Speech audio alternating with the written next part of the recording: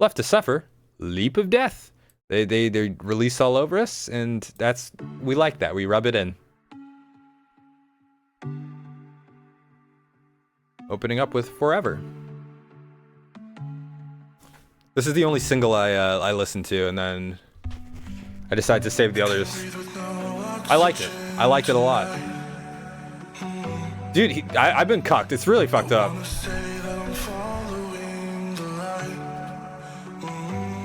It's not okay.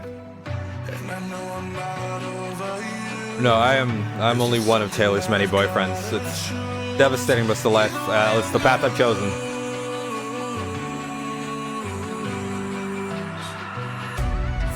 Dude, stop rubbing it in. No chill. I'm already hurt.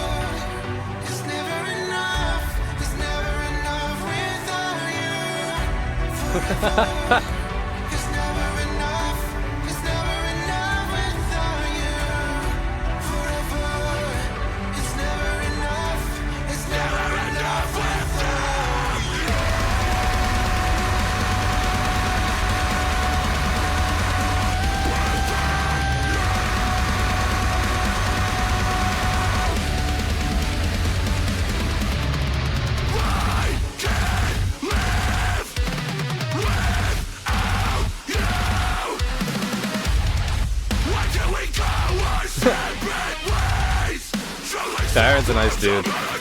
I'm okay getting cucked by him.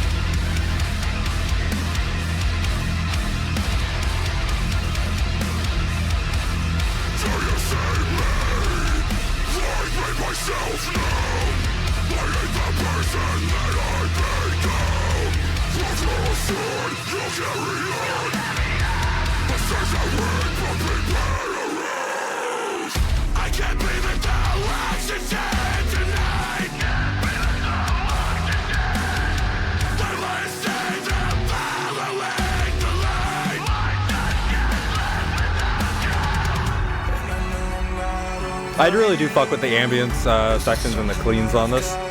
It's like a nice palette cleanser, a lot of contrast. It's fucking sick. It's really fucking sick. I'm curious how the rest of the album pans out.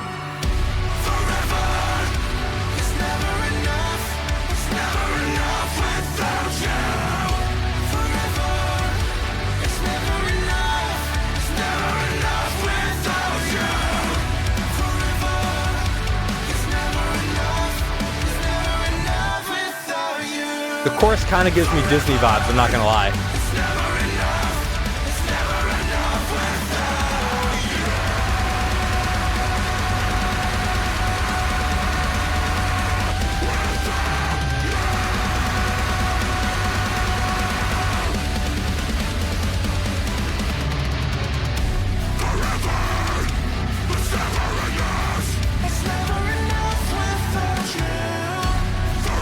Where is Alejandro Aranda from? Is he like... This duplicate is crazy. Is he on like the X Factor, America's Got Talent? Was he on like one of those? I feel like I heard something that he was.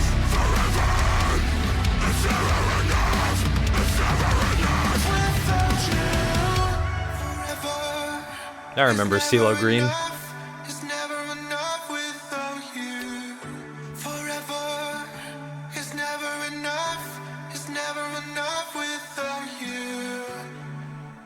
Alright, let's see. There's a... YouTube's been really annoying with ads. We'll probably get an ad. That's my guess. Nope. Nice. Lost in the Dark was so fucking sick. I love this song. Fuck CeeLo Green. No, he's like a diddler, right? I can't just say that. I need to know before I say that shit. It's on his Wikipedia under the controversy section. He did some shit. I don't know. I can't just start saying that and be like, oh, I'm not really sure, but I'll say it. That's irresponsible as fuck. Oh, okay, so he's a diddler. Oh, okay.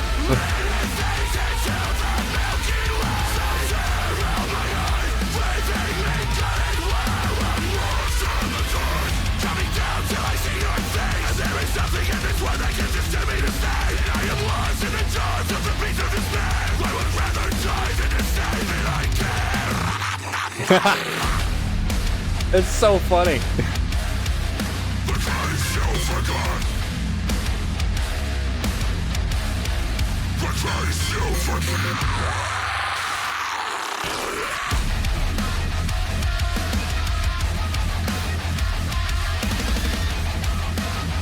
Honestly, this might be like their best song.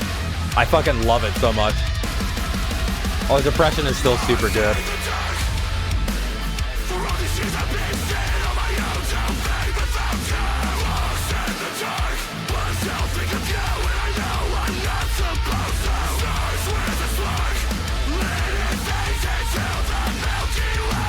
The Milky Way.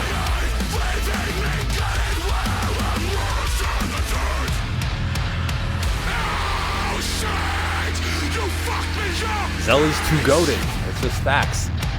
When the sun goes down, when the moon goes up, when I make my bed, then it's all so fine. When there's I have to be lost, I'm thinking even when I cry, fucking get out of the shit anymore, but when I get out of this, blah, blah, blah, blah, blah, blah, God, you're fucking killing me up, so fucking best of me out to know what to do. So what the rest of them, what the fuck is the good to take time to make me for nothing, to take my time to do it, I think about to make me do a song there for the little bit. Fuck! Come on, brother, take over again. I saw Taylor rip that live, and it was just so sick. Like, they really don't need a feature. Like, for any of their songs, like, he can do it all. It's insane.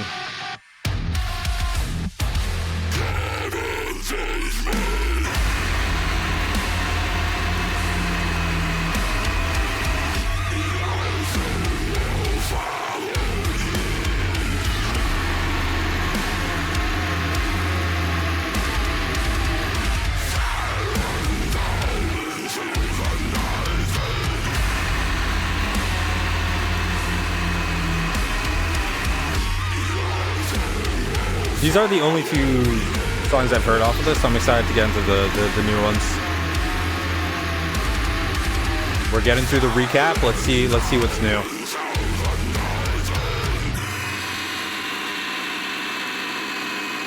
That song had a chokehold on me though when it dropped. That was so sick.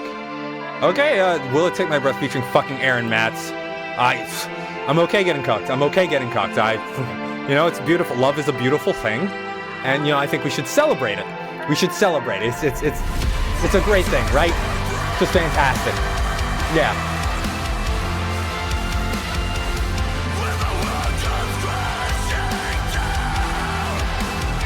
Every hotel got the SeenFeen chair.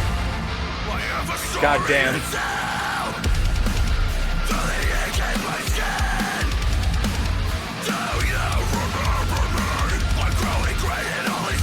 $10.56 live was sick too. Now I know I've been lied to. Turned into a murder. Cancel my father. Just to make you feel better. But as I said it, turned into a murder. Damn.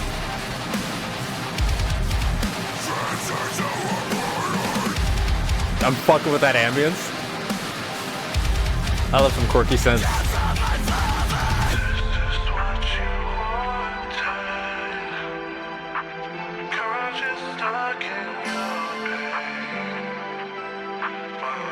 He's letting the Taylor Suffers out.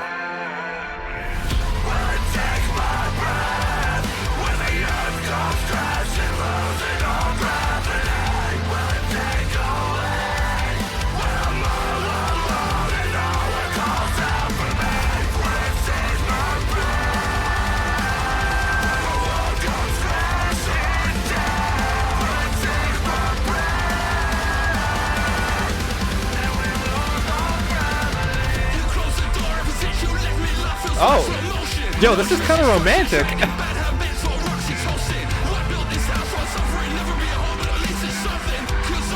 They have a fucking love song together. That's fucking crazy.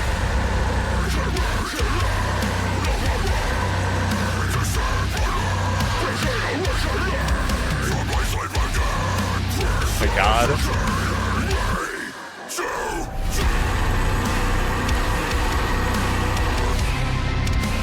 Ooh.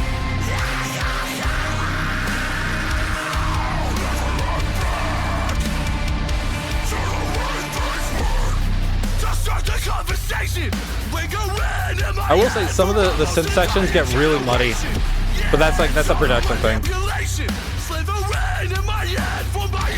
It could also be my headphones, maybe, I don't know.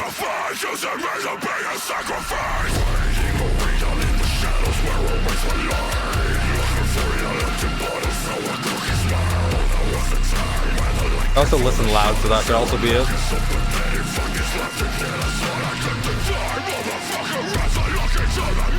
Yo, this shit's tough, dude. Like, feels like the early 2000s.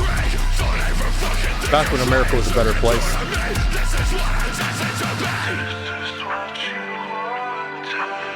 Minus like all the Islamophobia. Post 9/11, it's a weird time.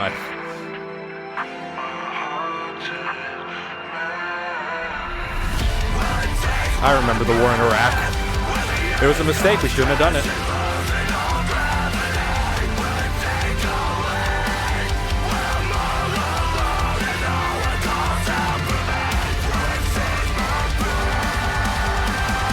Really a global policy failure on the behalf of the United States.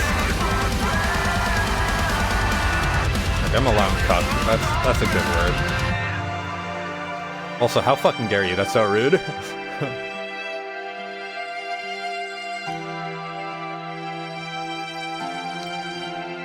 This one's got like those like 80s, 90s synths with some like early 2000 moments. I think that's like a nice. It's a nice combination of a bunch of different eras instead of just genres. I just got flashbanged with like a Capital One ad. That was crazy. Forsaken.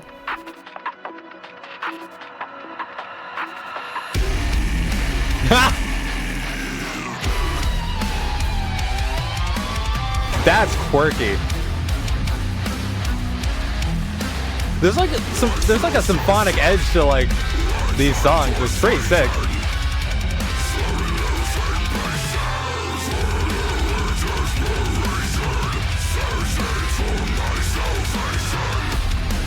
Opening with slams. I'm always a fan.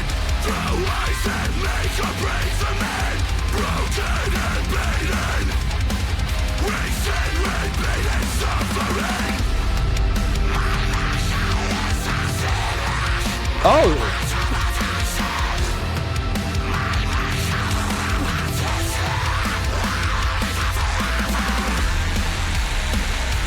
I didn't expect a little black metal. I always love a little black metal.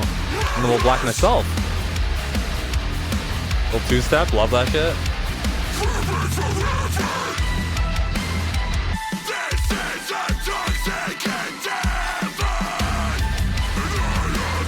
Did not expect symphonic elements.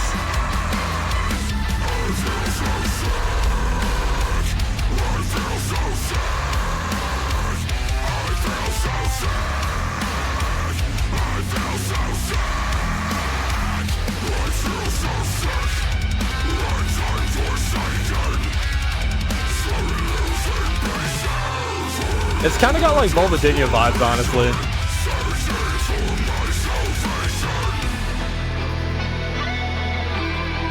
Oh, back to the 80s.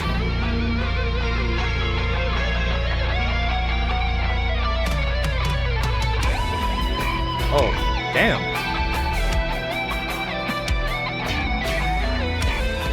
We're fucking spinching? Love that shit.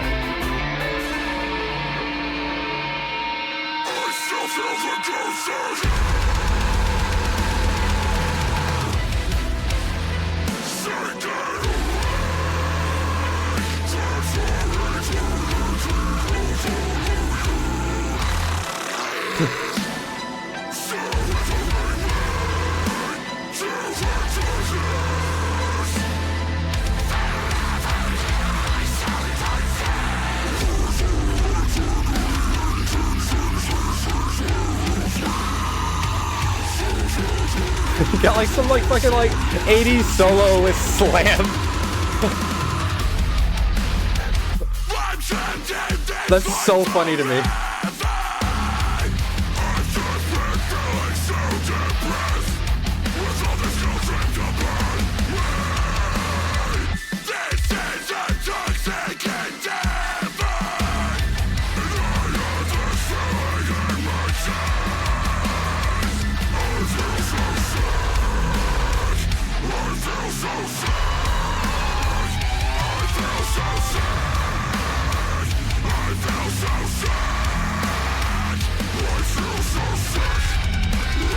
This is like the most out there song for them in my opinion, even more than Forever.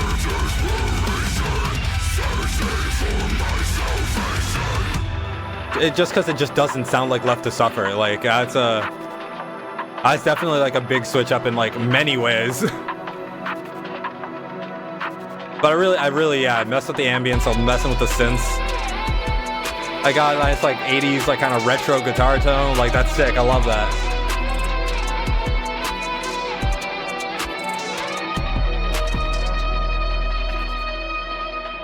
Smooth as fuck. Can barely hear like the pick attack. Like hey, I fuck with that high reverb. Shit sounds glossy as fuck. Yeah, no, I would say that's like the most out there in my opinion. Slow talk. But no, yeah, the 80s vibes I'm really messing with. Completely unexpected.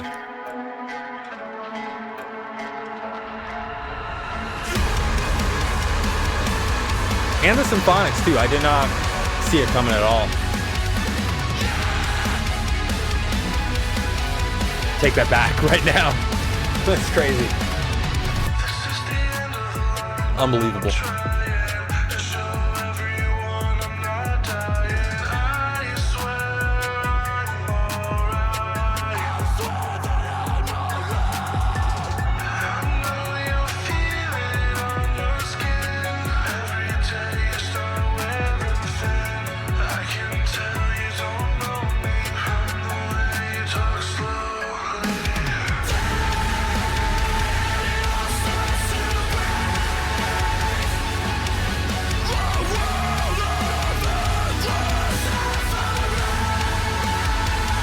I do like these types of cleans, so the, I guess, Chester, Linkin Park style. Like, that's the shit that got me into metal.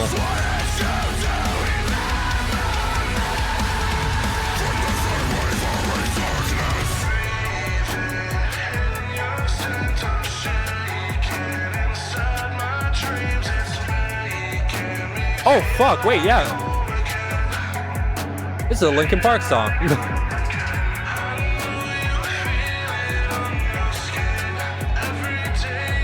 What? Nah, dude. I went like new metal, thrash metal, death metal, black metal, like that whole thing. That was my route. Grindcore, deathcore, metalcore is last for me.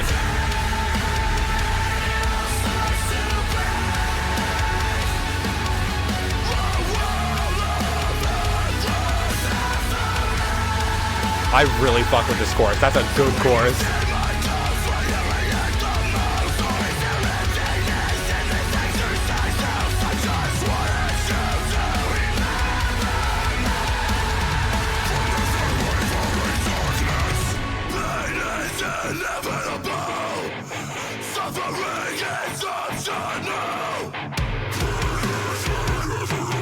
It is no longer a Linkin Park song.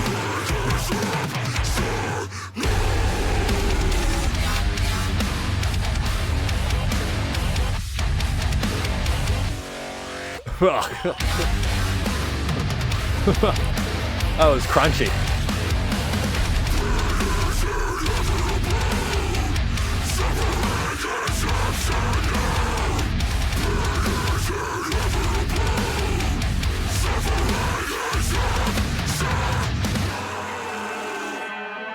Bring back the chorus. I think some of the structures have been stereotypical, but the combinations have been super novel.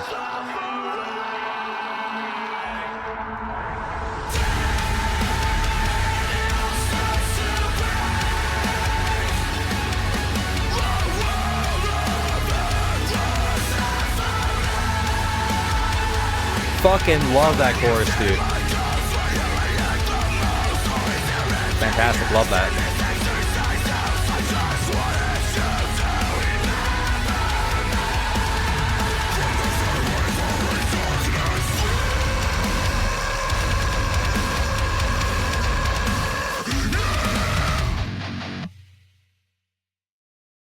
Okay. When it just went to 1 ear, I was like, huh? Is this the Whoa. No. There's two more after. This features Lil Lotus. Within Destruction brought Lil Lotus on a song before. Just want to double check.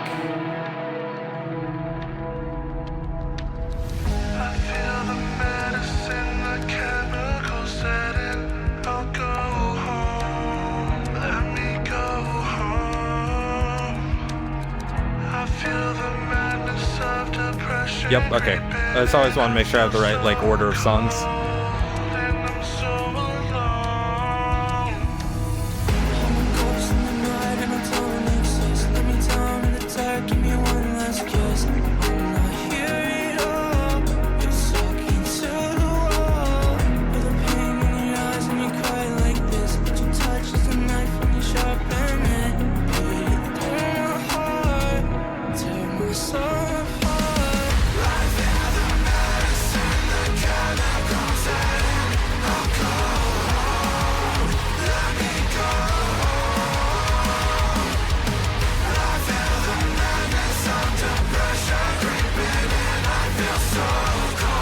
I'm really excited about this one.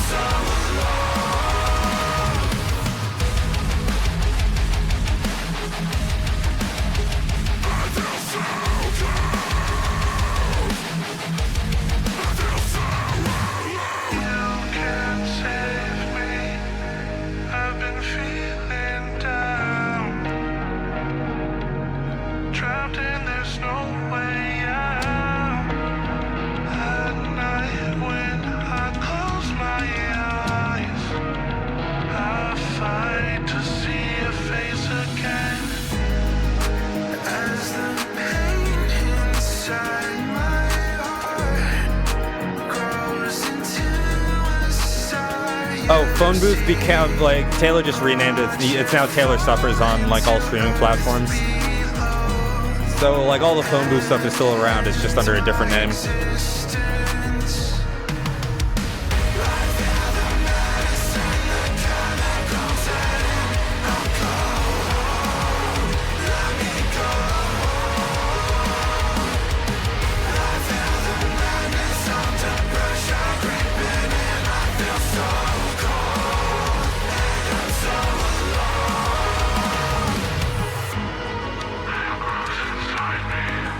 I do think the back and forth from these heavier the heavier chorus to these interludes, it's very sinusoidal with the energy, which is a little like I'm in and out.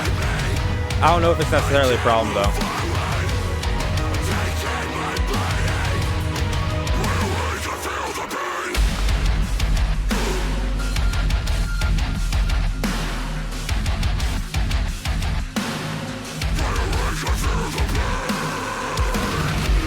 Didn't know that existed, so it's great to know. Ooh.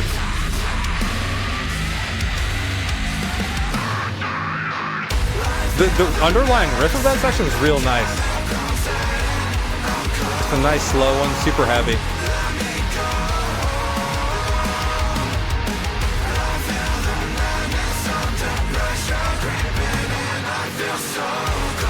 Dude, I don't know what I like. It's social media. I'm just ooh.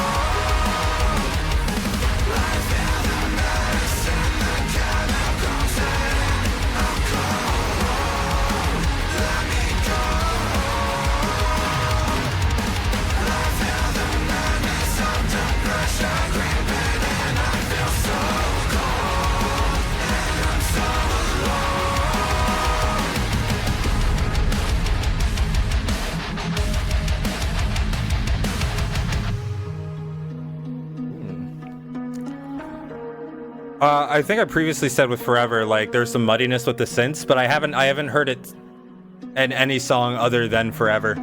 Like I feel like there's been a lot more clarity in the production. following that one. Also, it's a certain type of vibe. Different situations for different songs, you know? So maybe that muddiness kind of worked out better for Forever than it would have in these songs, and that's why it's not present. Second last song, Give 'Em Death. Give 'Em Death!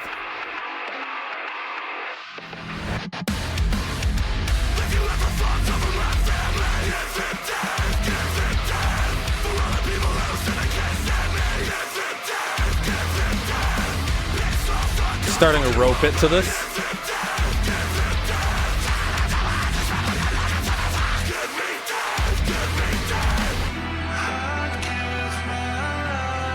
Got the organ. Count Chocula vibes.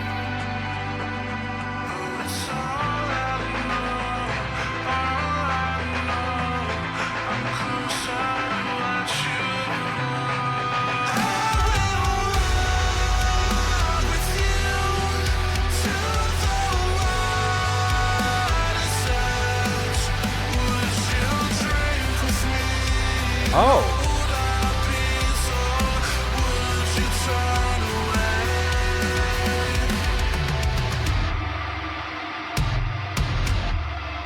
Horrifying.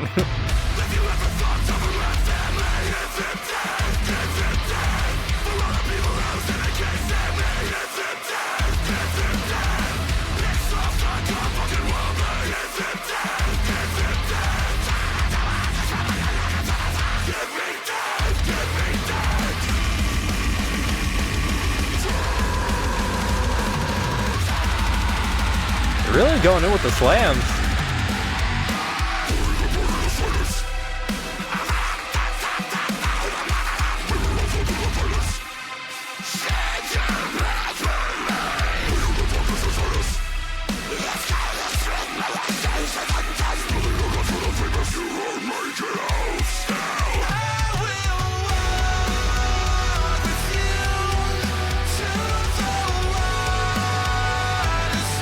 Yeah, these are all like the best types of cleans too.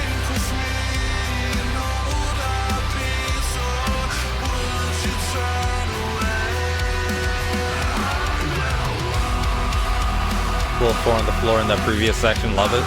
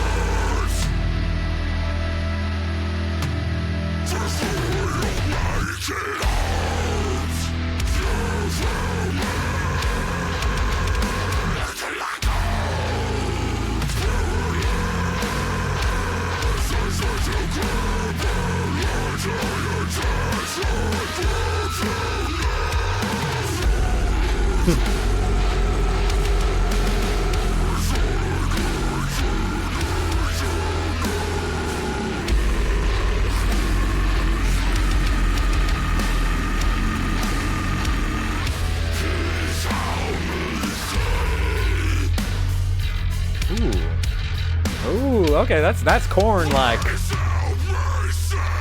When the bass gets audible. Okay, last one, Make It Out Alive. They they cropped him out.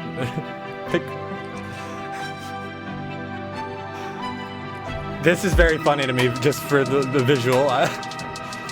They cropped him out, and then they put a little AI image in front of him.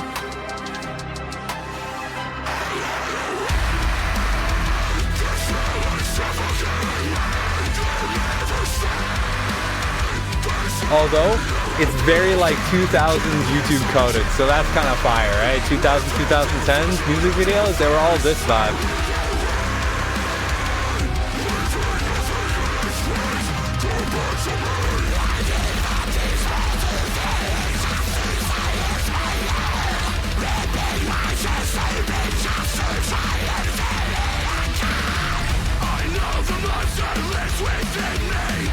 You told me not to set it free. Somehow I need to connect to feeling.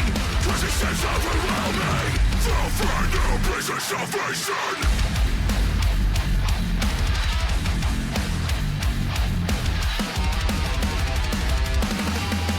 Fight for sales, that's without a way. With the pace that's too much to take. With the words are better than taste. Place and money.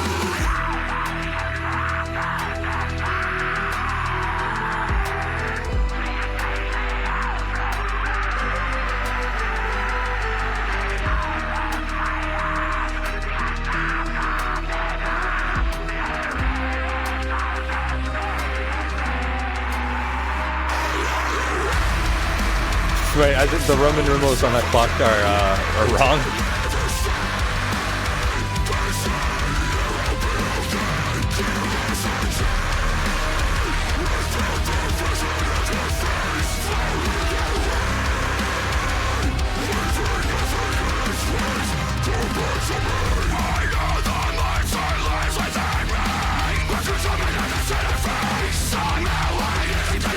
There's a lot of slam moments on this album.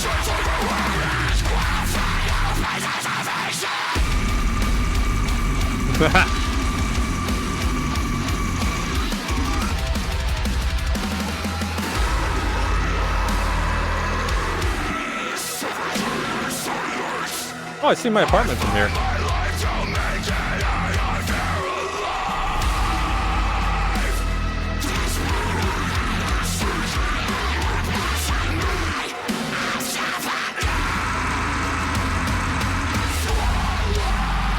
Swallow?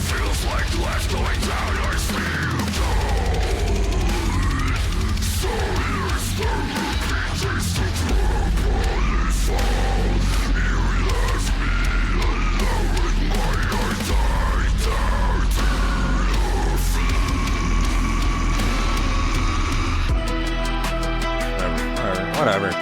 Who even cares, man? Left to freaky. Left to freak is calling. Do you pick up? Oh my god. Oh, that's nice. Is this an... Yeah, outro. Okay, nice. Palette cleanser. Love it.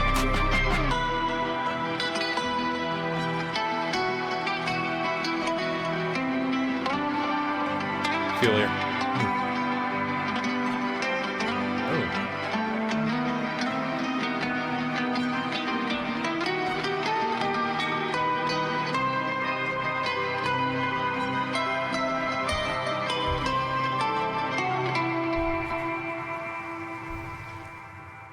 Oh yeah, dude. I think, you know, immediate takeaway is this has a lot of replayability, a lot of replayability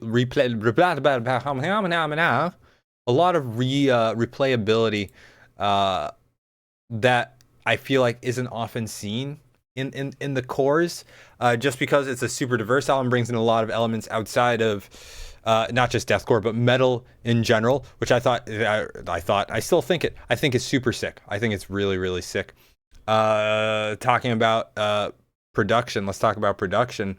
I think they used Morgoth beats to his full powers. The stuff that he's built his career off of is more mainstream artists, more trap, some other vibes that are not commonly seen in metal. And I think bringing in all those other production elements that you don't see in metal through Morgoth beats, that was a fantastic use of him as a producer, right? He was in his element. He was absolutely in his element for this one. And yeah, I think it really shows, and it makes something real beautiful, because all these other elements that are coming from outside of metal that are being blended with the Left to Suffer sound and all the other new things that they're trying, they're done well. And I think that's I really love genre fusions, but usually when bands fuse genres, the genres they're not as familiar with usually fall flat. They usually fall flat, or they're not done as well as they could be. I said unfamiliar, but that's not necessarily the case, because I do know Jacob and Taylor both have very diverse music tastes, and they're very versed in other genres. I mean, like, you could hear a lot of sounds that you would hear from formerly Phone Booth, now Taylor Suffers. You heard a lot of those elements here, blended in with the Left to Suffer sound and then some, which I thought was super sick. But yeah, very stark highlight for me is the replayability, and of course the contrast that's brought by all the different like sound fusions that we're hearing on this. I think it's super sick how many different just vibes we're getting, different vibes, like the way they're blended. It's very, very smooth. It's very smooth and it's diverse, and that's shit that I love. I really do like that. I think, like I said, that this has a lot of replayability. Just like kind of checking in with myself, seeing how I felt throughout the whole time. I barely like looked to see like, you know, where we were in the process. I was just along for the ride, having a good time. It felt like very good pacing, and it didn't feel like I was like, oh, when's this gonna end? And I think that's because it was so diverse. It's so diverse that you're just focused on, okay, what's next? You know, we get a lot of albums that are just the same song many times over, and those albums are they suck.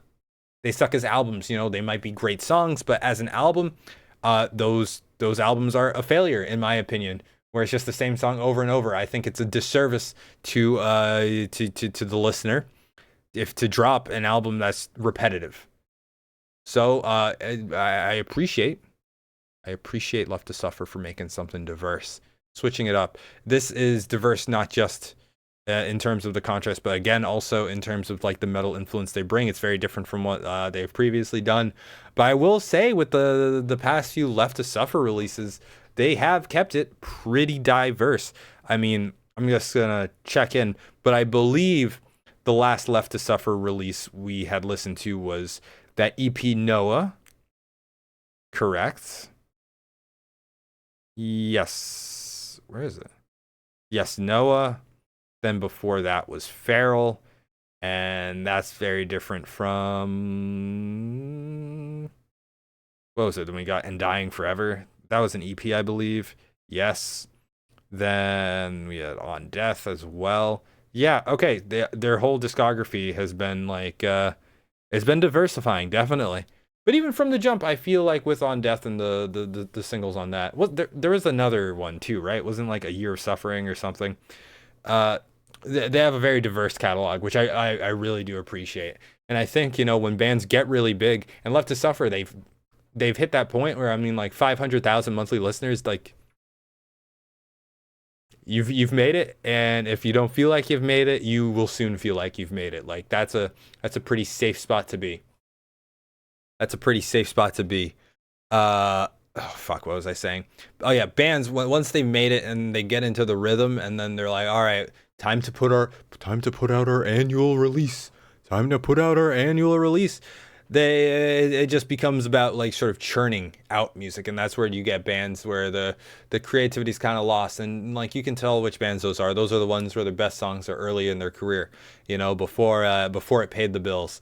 And I'm glad to see, you know, Left to Suffer, they're popping the fuck off. Like if you look at the tour lineups they're getting, how they're performing live, like you can see like it's very much deserved, like the success that they're getting.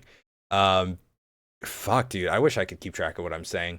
Yeah, Left to Suffer has kept faithful to the idea of, you know, making good music, which is you know, when you do this stuff for a career, you know, making good music isn't necessarily how should I say this? The effort it takes to make good music is not always worth the risk to the paycheck. Honestly, you know, to diversify your sound, that's a big risk. You know, you might not get as many listeners for a new release, and that's dollar bills that go to your mortgage, right? So I think that's where you get bands who are kind of scared once they've made it to really switch things up, because it pays the bills. Why risk your livelihood? But no, it's super sick to see something diverse, and how they're continuing to diversify and get even more diverse as this project goes on. I think it's super sick. I don't think it's very common, or I think historically it hasn't been very common. And I'm hoping that what we're seeing is not just a one-off. From my stance, it doesn't seem like a one-off. It seems like there's a general trend. I think a lot of musicians are making a better effort about, you know, really diversifying the album, making it just a solid overall listening experience versus being a bunch of singles slapped together. It does feel like maybe pre-COVID and during COVID for a bit, there was more of a vibe where it would be like, all right, let's just like put out a bunch of the same songs. Let's get this out. And maybe in a sense, the pandemic was a bit of a sort of factory reset to the pacing of the music industry in a sense. But, you know, who's to say? I'm an outsider looking in. I'm an outsider looking in. I mean, Left to Suffer, they're still independent. So I think that's probably a big factor in why they're still able to be creative, because it's not like label pressure, right? Sick stuff. Really sick stuff. Let's rank it, actually. I don't know. This is like one of those where it's like kind of quirky, so like how do I compare this to Vitriol, right? I did fucking love Vitriol. I really did like Vitriol.